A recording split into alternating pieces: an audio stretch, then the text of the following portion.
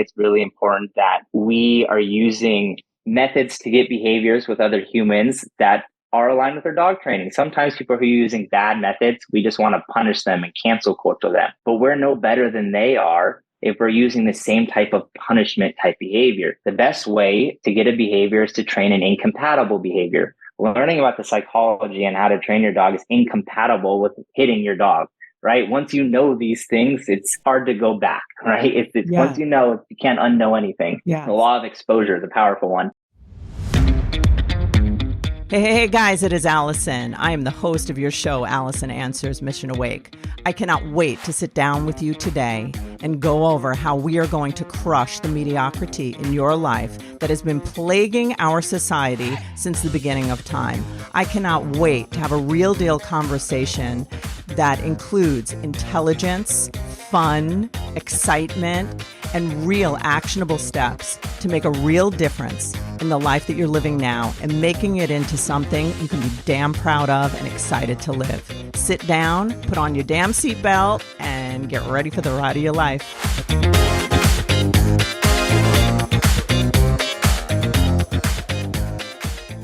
Hey guys, how are you today? It is Alison from Alison Answers. As you already know, my first request, please, is would you do me a favor and like, subscribe, share this podcast. This particular podcast, if you have interest in it, and also all the ones going down the line, if you would hop over to YouTube and subscribe, I would really appreciate it. You'll be the first one to hear about new shows that I'm putting out, and it gives me a lot of opportunities to do more things, have great guests on. So I'd really appreciate it if you did that for me. Without any further ado, I'm going to share my new, very interesting guest for today. His name is Brady Foulk. And this is a unique guest. I've never really had anyone like this on my show before. And I thought it would be fascinating because Brady is a dog trainer, but he's more than that. And I think that he's going to give us some insight into this world of dog training that also applies to human behavior. You know, he's an entrepreneur and this is what he does as his business, but he seems to have a lot of great insight into other things. So I'm just going to read off to you his really unique bio. Brady is a dedicated dog trainer with a passion for empowering puppies, dogs, and their owners to achieve greater success and harmony at their home and around town. With years of hands-on experience, he's honed his skills in canine behavior, obedience, emotional support, and service dog training. Brady firmly believes that a well-trained dog is a happy and confident dog, and his mission is to empower dog owners with the knowledge and tools to create a peaceful and loving home themselves. Most dog owners find themselves struggling to unlock their pet's full potential, often falling short of creating the well-behaved companion they envision. I was at a similar place, this is in his work, at rock bottom. I can relate to this because I've been at such rock bottom with my dogs. My Rottweiler is like having a wild puppy elephant in your house. Okay, back to Brady's words. He says that he was at rock bottom and he needed to do something fast.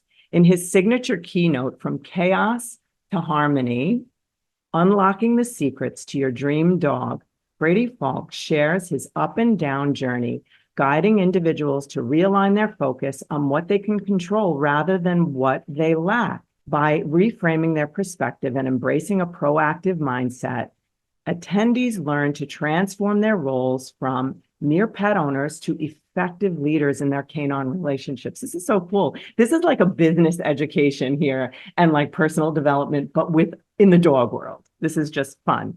Brady equips them with powerful strategies and frameworks inspired by his comprehensive experience in dog training. His talk inspires attendees to become champions of their own journey, fostering a fulfilling and impactful bond with their dream dog. But doesn't this sound like this could be like somebody giving a total keynote speech regarding our lives and what we need to do and to transform our lives? So I'm really looking forward to it. So without any further ado, I'm going to bring on my new, hopefully, friend who's going to help me with my crazy wild beast dog. Here comes Brady. Hey, guys, how are you today? As I promised, here we have this man Brady, who I am going to pick the fudge out of this guy's brain.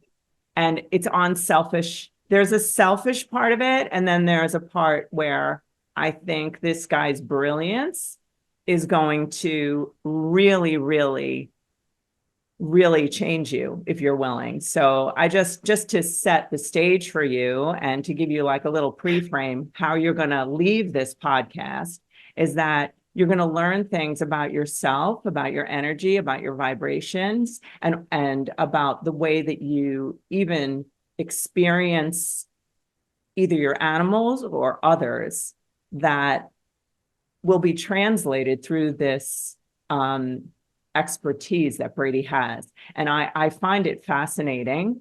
Like I mentioned, as I looked over his bio and deciding to have him on the show, I see this incredible link between dog training and this kind of intuitive nature you have to have in order to be a dog trainer, in order to communicate with another animal species, and how that applies to leadership and entrepreneurship. And so many of the people in the audience, Brady, just to say to you, are people in Arete who are like, they're entrepreneurs. I don't know if you know what Arete is. It's from with Ed Milet and Andy Frisella. So like a lot of the people who listen are my friends. We're all in Arete. And then people who also are in blogger counseling services like clients and people who are looking for mental health help. And so many people seek out dogs for their comfort, right? Now it's such a big thing. Yeah. So anyhow, without all of this extra stuff, I want to just thank you so much for being here. I'm so excited and genuinely excited to hear what you have to say and to learn from you, because I have a baby wild animal at home and I don't know what to do. So tell us a little bit about you, who you are, and like how you not just got into dog training. I want to bring it like to a higher level. You are in a higher level dog training. Like you're like almost like a dog whisperer kind of person. So I want to know how you got there. Yeah, definitely. I can share. And I want your audience to know, just like you let them know, we're going to talk about dog training and like tips and tricks and like how it works. And if you don't have a dog, we're going to talk about how to have more impact as a leader. And why I really got started on this is I love NLP. I'm a big Tony Robbins person. I like Ed Milet, Russell Brunson, right? Like all these guys, right? Never Split the Difference, like all these types of books, right? So I dove really deep into this. I'm the oldest of six. I grew up in a big family. And when I was 18, I moved out and I started going to personal development stuff, right? And as I went through these things, 4 years later, I got a dog. I got an Australian Shepherd, and his name is Bumblebee.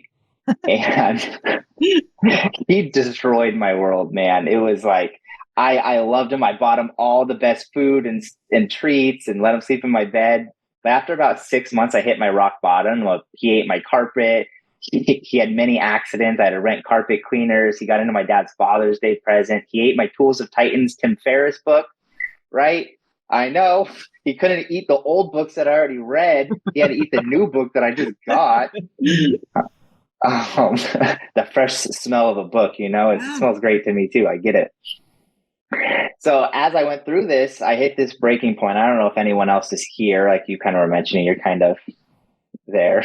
I don't want to jump on your story, but like I told you, Ferragamo belts, my couch, my bed, like my dog, and I've had dogs my whole life, but this one particular wild beast that I love literally like turned my world upside down.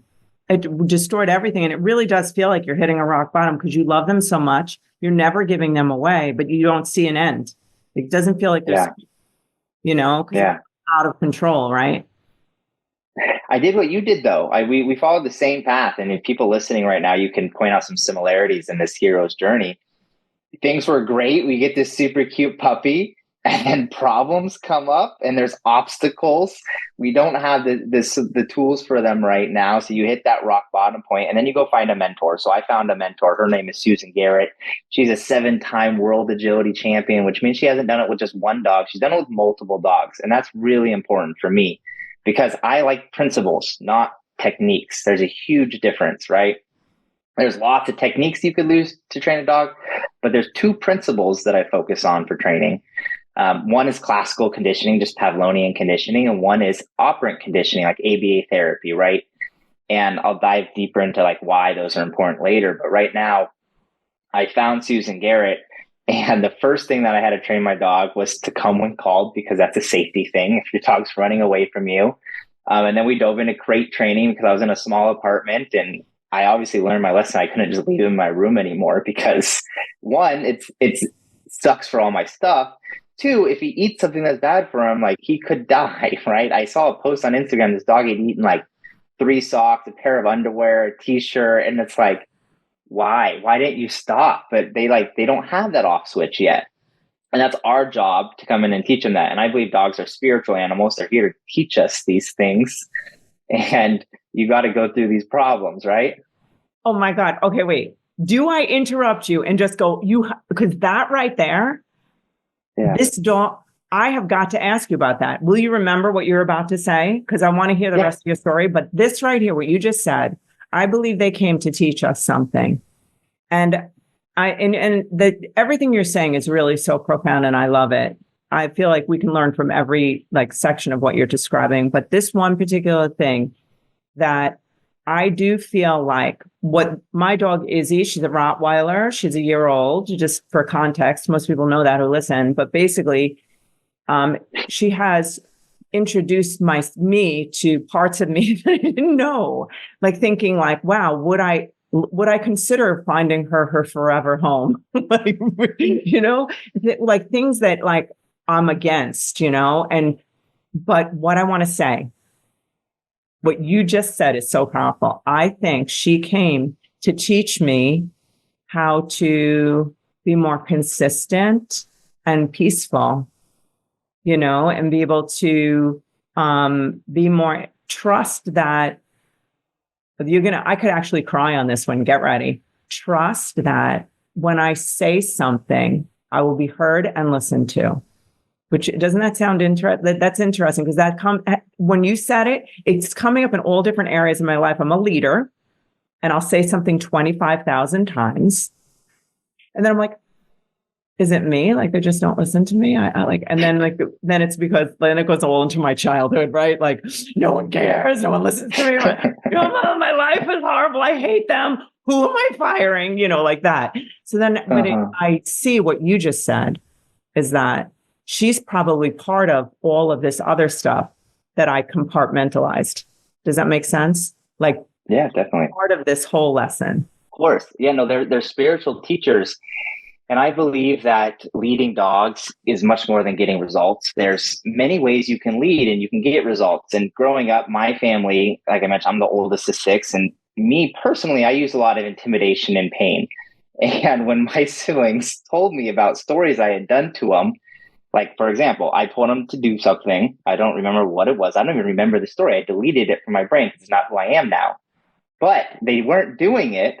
And so I took their crayons and I put them in a pot and I melted them. And I was like, that's evil, dude. I did that. Right? But they did what I wanted them to do. So, but there's fallout of that. They still remember that memory of me, even though I deleted that because it doesn't align with who I am now. They remembered it because it was emotionally significant to them.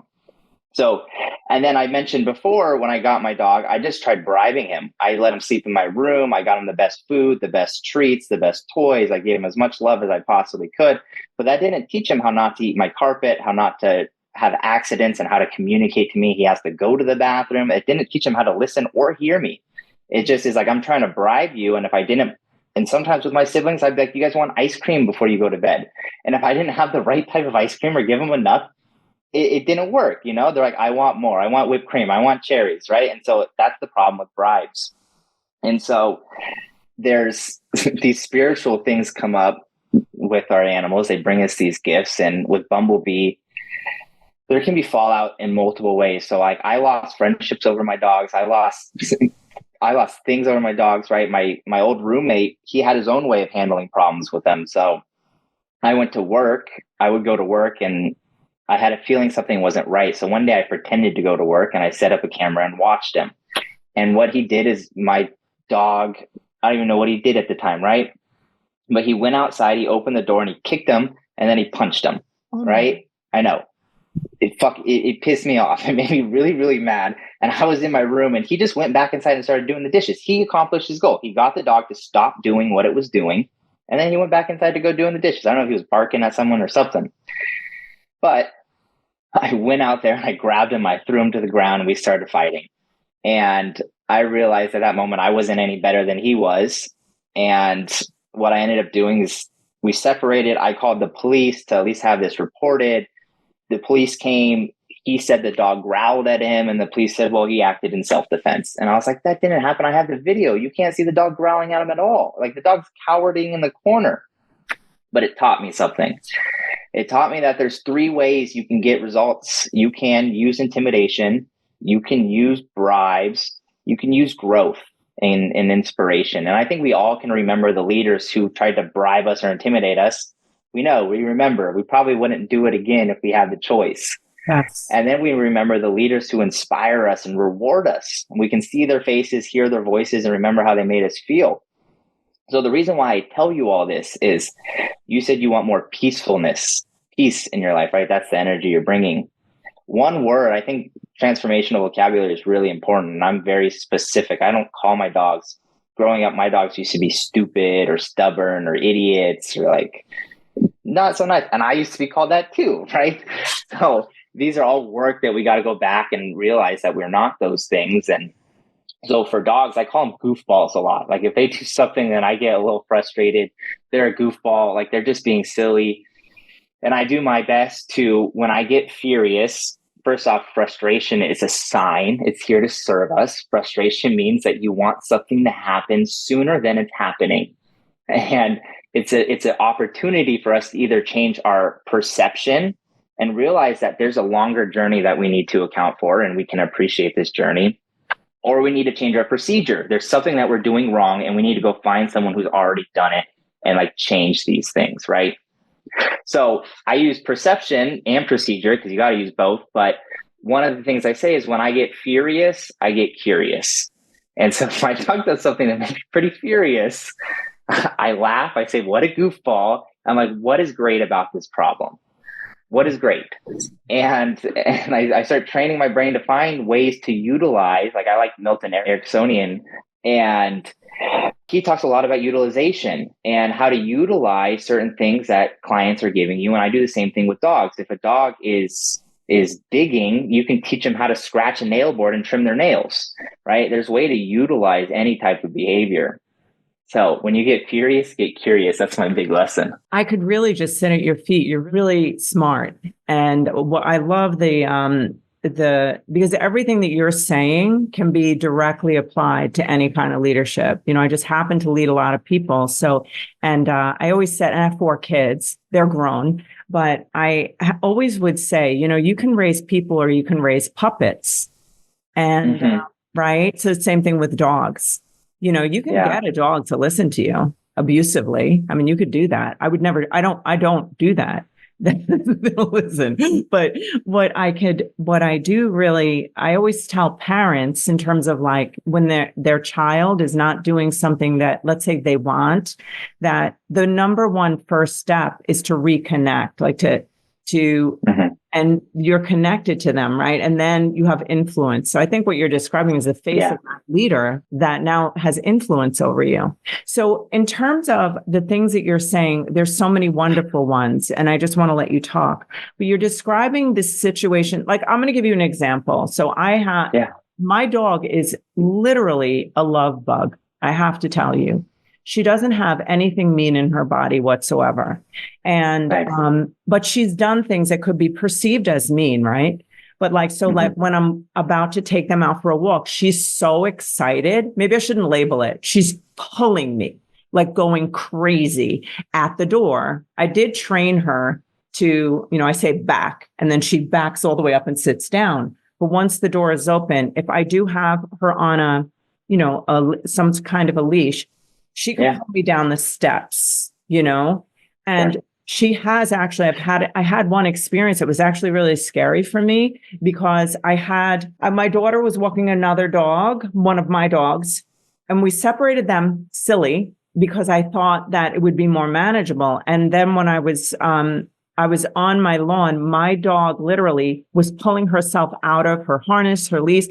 And basically what she did was, she was going to get away from me.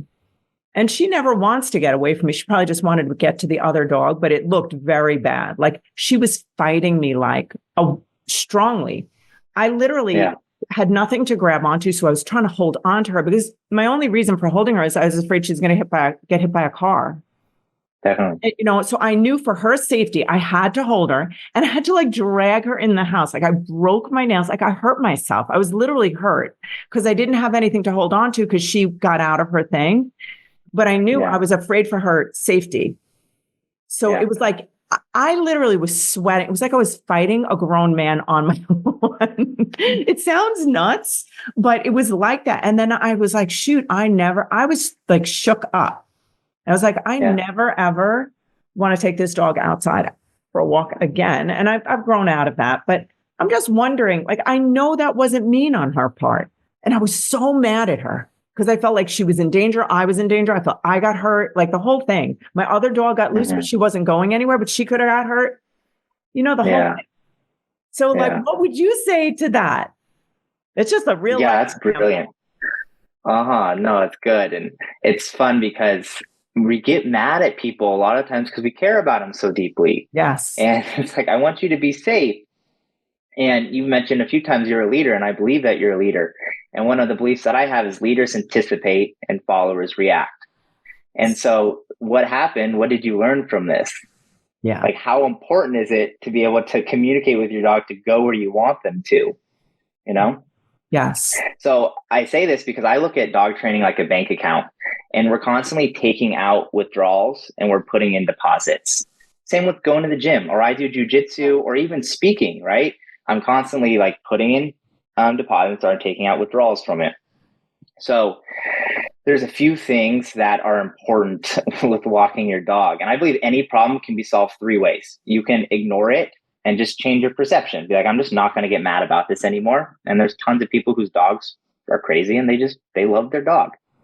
You can manage it, which means having a tool. Some people use tools that I don't use. I like to use either a vest, a harness with like a front clip, or a gentle leader to teach the dog to help manage them while they're learning this behavior walking by my side. Because just to preface this for you, the reason why dogs like to be in front of you, most people are like, why is my dog always in front of me, right? Is because you train them to be in front of you. And most people don't want to take on that accountability of like, I did this. And it's like, yes, you trained them to be in front of you from the moment you met them. The first thing that you did is you picked them up and you looked in their face and you said, you're so cute. And what that did is it created a really strong association to always want to be able to see your face. And so a lot of times when you give your dog treats or you pet them, they're always right in front of you. So you're training them to always stay in front of you. That's just where all the good things happen. Does that make sense? Yes.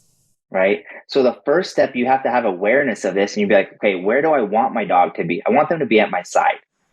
All my dogs, right? They get all of their treats, all of their play, all of the love when they're at my side. If they're standing in front of me, all I have to do is when I'm teaching a dog this, I physically like turn and I step into their side. And normally they're a little weird about it and they like scoot and they like will do this little like circle kind of thing and, until they just like stop. And then I step in their side. I'm like, oh, isn't this nice? This is where I want you now. And they're like, this isn't where you normally pet me. And I was like, yeah, I know, but this is where I'm going to pet you now.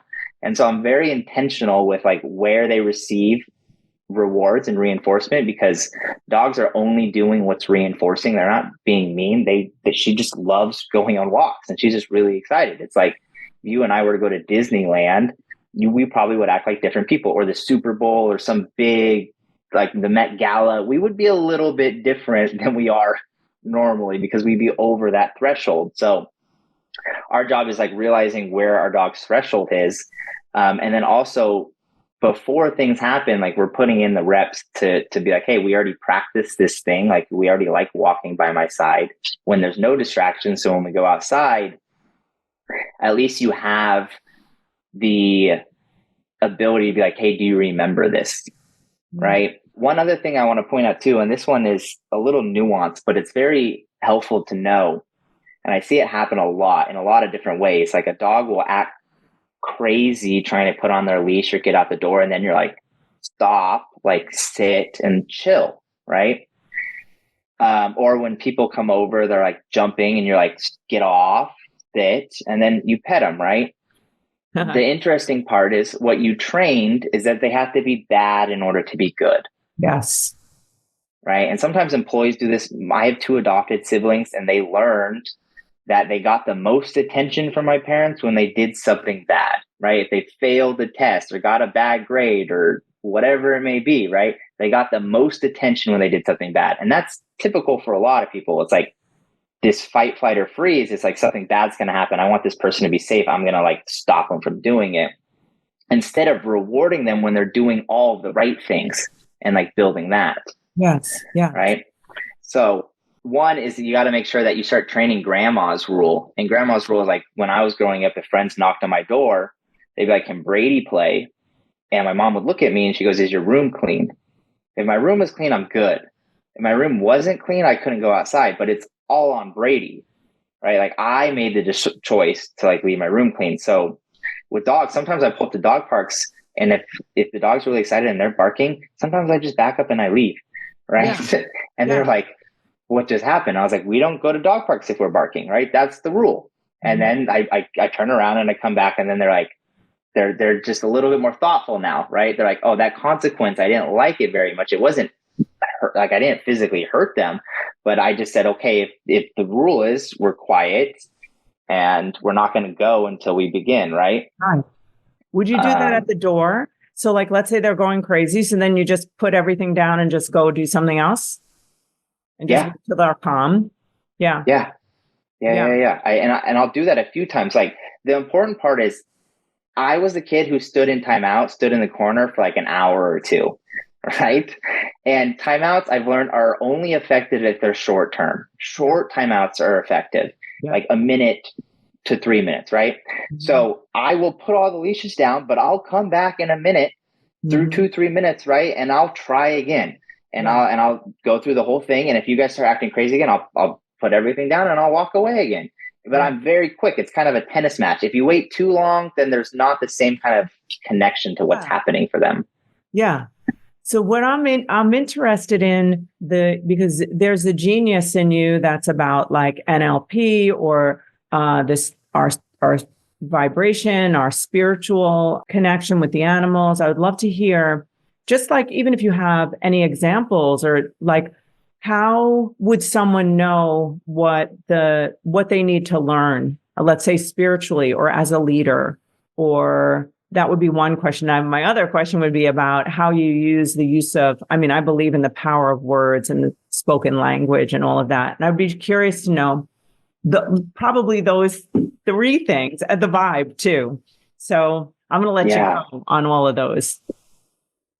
Okay. Yeah, this is a fun one. I'll talk about one of my most challenging clients, Fuchsia. Fuchsia came to me and she ran away. Like she just couldn't come when called.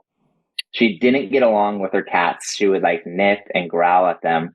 And there wasn't many leverage points. She didn't really like food. She didn't like toys. She enjoyed love, but she didn't like other dogs, and she only liked her owners, really. Sometimes she would bite on her leash to kind of play. That was her like little quirk, but it's like playing with the toy like kind of wasn't her thing either. So it's like, all right, you got this dog who doesn't really like anything, who runs away a lot and like gets into fights with a cat. Like, where did he even begin, you know? Yeah. And so I tell this story to talk kind of about the ecology of dog training and like how to approach it from different angles. So I've mentioned a few times that I'm the oldest of six, and growing up, our house was dirty a lot. It was always messy, right? Which is why I like cleaner spaces now, because like, your childhood. So I walk into these people's house, and there was a lot of boxes, a lot of tight spaces. And this was in San Diego at the time. So like the houses are a little bit smaller. And the first thing I noticed is like the dogs and the cats, they're like bumping shoulders as they're passing each other. And I don't know if you guys ever been to Disneyland. It's a little crowded, and it's like, can I get some space, please? I feel like I can't breathe right now. And that puts you in a certain emotional state, right? And so like you got certain emotional states, and even with the leashes, there's a certain emotional state attached to it. We want to start changing these associations. And so I noticed that. And the next thing I noticed is when we went to the back door, they had a backyard. They opened the door, and she bolts out the front door, and she grabs her toy and she starts like running around. And I was like, okay, what do you guys do now normally? And they're like, well, we just chase her around the yard until she gets tired. And I was like, okay, well, like, that's fun. And a lot of people play that as a puppy game. And sometimes these puppy games turn into slippery slopes because now what you've taught her is to run away until you get tired and then come back. And so we got to change that association too. Then we got to start building associations for valuable things, but we also have to connect and understand what's valuable to her. We have to understand her mind, body, and spirit. So kind of what's driving her, and helpful for employees too, to know if they're driven by certainty or variety or by love, significance, growth, contribution, all these things. Those are needs, in my opinion. And what we did, first step, clean the house. we started. I believe that. That is started clearing the stuff, right? Yeah. And we gave them their own space. Yeah. So now you have a safe space. Okay. Yeah. So it's very important. And now if you're feeling uncomfortable, overwhelmed, you can go to your bed and no one's going to mess with you there. You're totally safe. And that's very important to have established. Even in relationships with your partner, there's got to be a safe word where you're like ours is mango. If I say mango, it's like the conversation's done. We got to like walk away and do something different. What made you choose mango? Don't answer it. I don't even want to know. But also, this is for kids too. Children, I grew up in a chaotic, messy home too, and I am still a little messed up from myself, honestly. I need clear, wide open spaces around me at all times, or I get anxious. And I feel like that, and children, their brain development is thwarted when they're little, as they're growing in chaotic or hoarding spaces. Like, it affects them. So I'm sure it's the same. That makes sense, because when you were describing that dog sounded cranky. Mm-hmm. Like, really, and I would be cranky in that environment. Yeah, definitely. And it affects the kids. And guess what? If your kids are affected, it affects you too. Because guess what? You got to deal with cranky kids. So fix this for yourself, if anything, which will help your kids. But that's what we did. We started cleaning up the house. We gave them their own space, okay?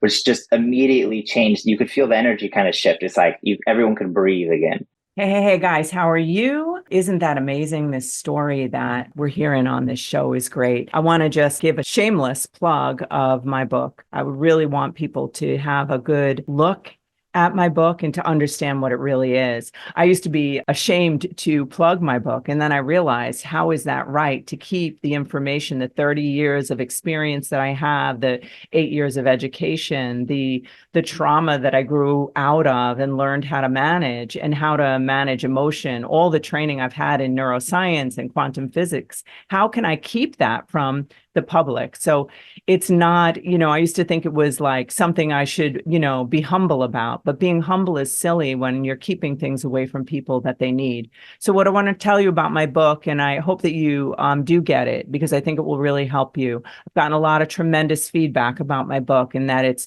really, really of great value to a lot of people. And what it is, it's an interactive read, and there's inside of it, there's journal entries. So as I'm teaching and going through the book and teaching you how to create the life you want by understanding how you're wired, how your thoughts, feelings, how your words, how thoughts are things, and the neuroscience behind it, and how we are programmed from the time we're 0 to 7 years old to live a life of mediocrity, or a life of poor design because of meaning that we attached to events when we were children that just became our programming. What I want to tell you is that there is a way out, and it's a simple way. It's very simple. I believe in the simplicity and the grace in healing, and that it doesn't have to be a big work. So I would love it if you'd get my book. It's a best-selling book on Amazon, and it's my first.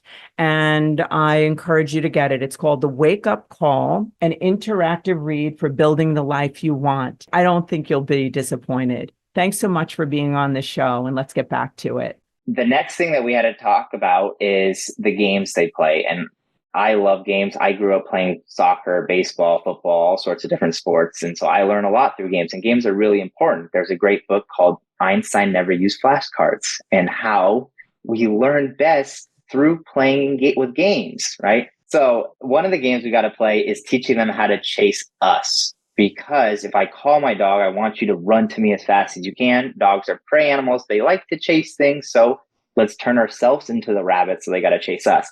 How do we do that if the dog already has an association to running? We got to use some ABA therapy, some operant conditioning. And that's the idea that we do things for two reasons, either to get pleasure or to avoid pain. Now, being a leader means you got elegant ways of putting out pain. I told a story earlier of choices. Choices are a big one. And so when I opened the door, the dog took off. We took a step outside. She was running around outside. I said, everyone back inside. Let's have a party. We started going, woo! We started dancing, jumping inside. The door shut. She can't get to us. After partying for 30 seconds, she runs to the back door and she's like, what are you guys doing? You're supposed to be chasing me. Right. And so that's the first moment where there's pain associated to it. The next step is we did it again, right? Now you got to start conditioning it. This is like the Pavlovian conditioning. So we opened the door. She took off again, thinking this is when the door opens, I run. And then we come back inside. We start having a party. So now we're changing the association of what happens. The consequence is no longer we chase after her. The consequence is now we go inside, which she's not involved, which is painful. We did this about 10 times to the point to where when we opened the door, she didn't want to run away because she knew we were going to trick her and we were going to start partying inside. So then we started having a party around the lawn and she started following us, and we reinforced these things. We got to show her that this is what we like now. And so changing in the owner's brain, this is the game we play versus the other one. Because if you continue to play the other one, your dog may get hit by a car. Yeah. Right. Right. And that's painful, right? And our dog doesn't have to get hit by a car for us to feel the pain and for us to imagine that. And finally, the last association was with the cats. We gave them their space, and yet you can still, if there's baggage, and I look at emotional behaviors like a pencil with a string, and each time this thing happens, it's like the string's wrapping around the pencil. And after so many times, the pencil gets wrapped around and it's pretty tight. So you got to start unwrapping this pencil in a few ways. And there's lots of techniques you can use. But one thing I like to do is we just start counter conditioning it. So I take the opposite emotion. So right now it's like, I don't like you, anger, to excitement or happiness. How do we do that? Well, the one thing that she did like, I found out, was tuna. She enjoyed tuna, and the cats love tuna too, right? So I believe in paying with $100 bills instead of paying with $1 bills. I believe you get behaviors much faster and you can go much faster. So we pulled out the good tuna and we put up the baby gate, and we had the cats on one side, the dogs on one side. And we said, good job. And then we took out a spoonful of tuna, we gave it to the dog, and then we gave it to the cats. And we did this over and over again. And what we're doing is, I see your face, great things happen. We get tuna. I see your face, great things happen. I see your face, great things happen. Instead of, I see your face, we're in a tight space, I'm feeling uncomfortable, you're associating all that together. So now we're changing this association. I see your face, great thing happen. Whose face are they seeing? The cats? Mm-hmm. Oh, okay. Got it. Yeah. That's cute. Yep. Okay. So there's a baby gate to make sure everyone's safe. No one, like, there's no fights or anything. Yeah, they're looking. And then they're looking at each other. So it gets to the point to where one can lick one side of the spoon, the other can lick the other side of the spoon.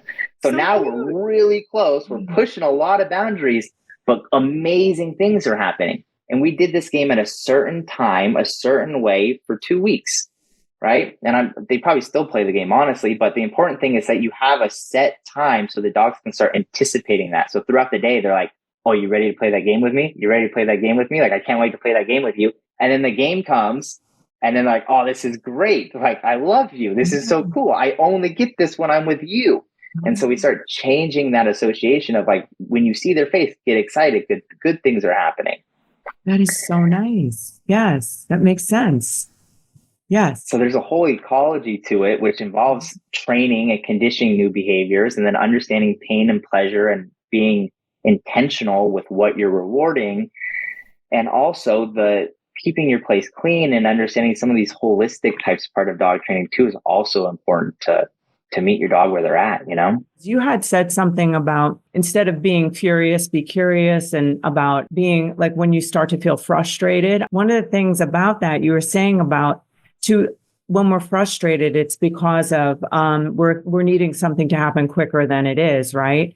So Mhm. I think that's so key for our dogs. For me, anyhow, it is. And also leading people for sure. Yeah. Like understanding, like slow down the process, just be where you are. I would love to hear your philosophy on that further because I think it's really good. People Yeah. tell me all the time, they're like, you have so much patience. And I was like, that's not true. I don't. I Yeah. like to do a lot of things and I like to go really fast. It's why I pay people thousands of dollars so I can turn decades into days, you know? Yes.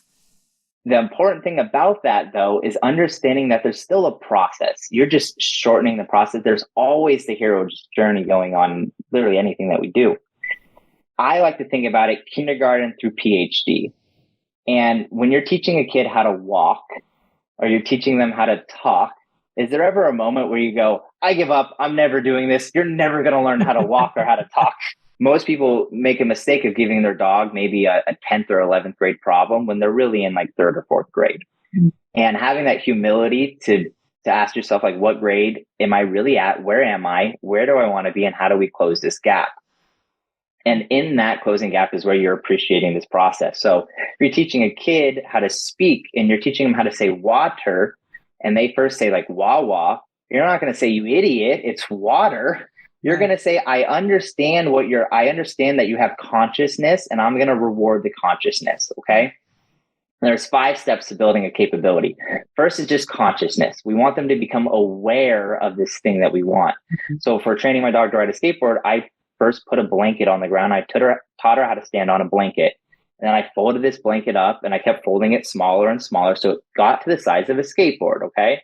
So we started off at kindergarten and then we're in like second, third grade because she's not standing on a skateboard. Now she's just standing on a blanket the size of a skateboard. Okay. So then I take a skateboard with no wheels on it. I put the blanket on top of that. So now it's still stationary. I have a lot of stimulus control. Stimulus control is very important when you're learning things. You want to be in the right environment. And I teach her how to stand on this one, right? So then I'm able to remove the blanket. Now she's just standing on this flat skateboard. Now we're at like fourth, fifth grade.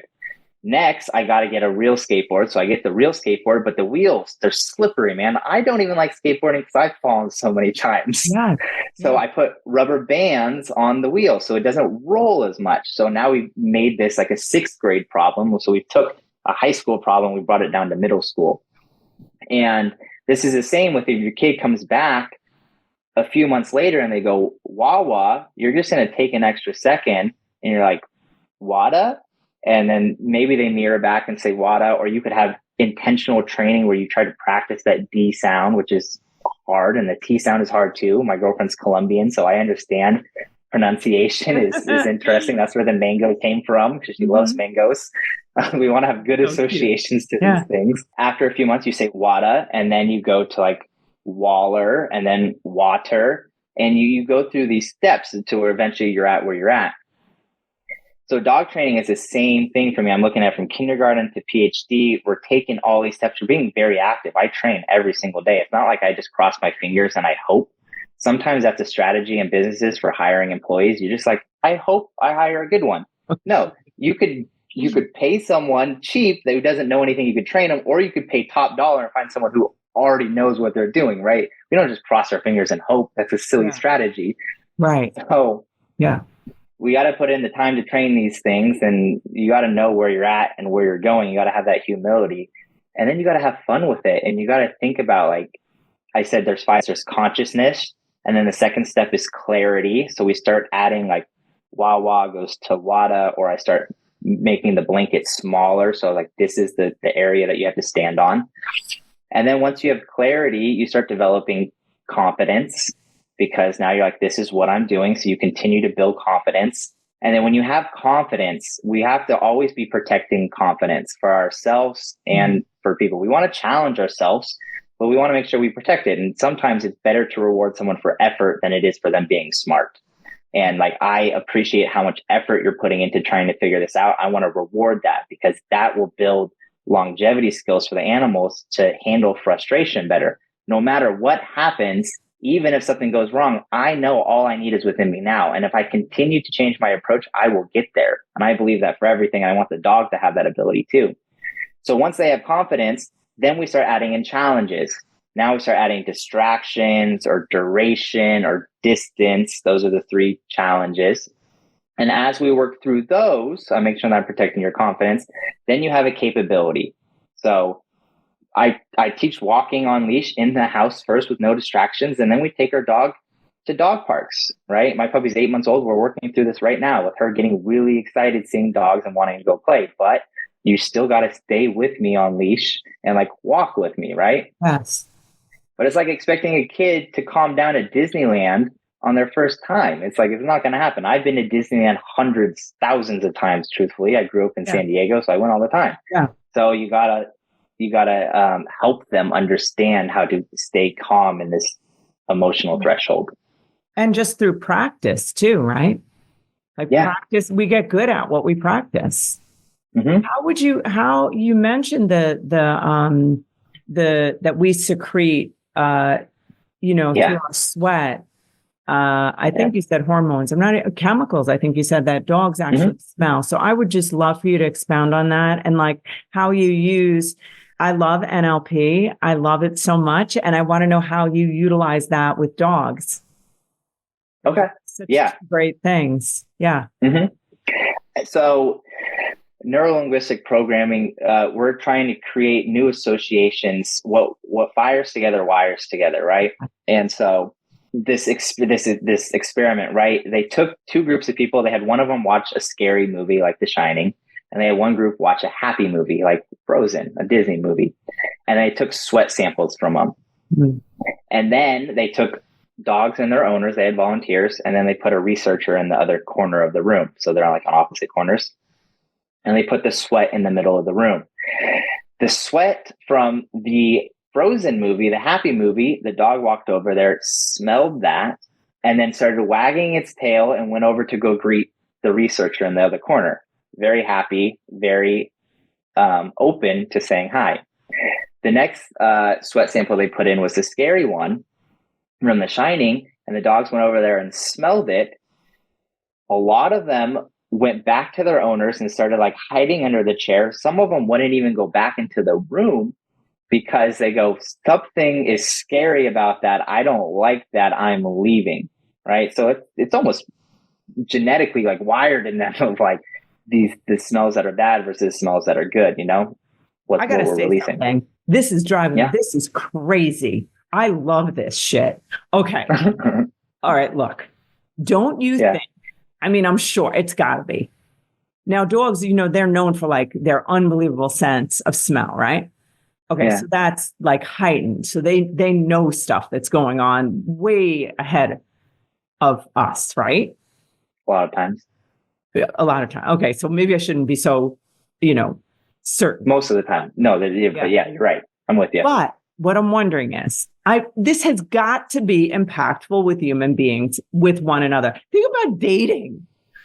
Yeah. Like pheromones are a real thing. It's just the chemistry and all that. But I never thought of it, which is so fascinating to me about sweat, because I don't think of myself as a person who's sweating. Whatever. So that is, you know what? And I think, would you say that such an important part of training has to do with actually how we're feeling inside, which we know leads most manifestation, or right? Like, I know we're going to have to end. I just have to ask this last. I want to like glom all your brain out of your head. But yeah. It is. It's interesting, right? And I was on a podcast with another guy, and I asked him, when was the last time you were afraid? And he thought, and he was like, I honestly can't remember. And I was like, same. I looked for moments till I could like practice my jujitsu. Now with you, when was the last time you were afraid? I can tell you. Yeah. I watched which I never do, but I watched something that was a documentary, and it was like a little like unnerving. And so I think I felt afraid. Yeah, I felt it. Yeah. Yeah. Or you like hear someone like outside and you're like, what was that? Yeah. Right. Yes. Right. Yeah, sure. Those type of things. Mm-hmm. So it's very helpful to be aware of that. And men or women are different. We're literally different creatures. And you started this off like talking to different creatures. And I think communication is really important because you and I are different creatures. Like women are from Venus, men are from Mars, which is a great book too. Yeah. And we just process the world differently. But why I'm saying all this is because there's moments that we can anticipate that we may be a little afraid, and we can anticipate that for our dogs too. So if you're perception or procedure, right? If you're walking in a scary place, I get it. Your dog's probably going to be scared too because you're not in a very safe environment. So that means you should find some place that you feel very safe at so that you can start training your dog. This is what safety feels like. And you start training yourself too, how to like take a breath, like observe, orient, decide, act, right? There's a lot of different things we can take into this.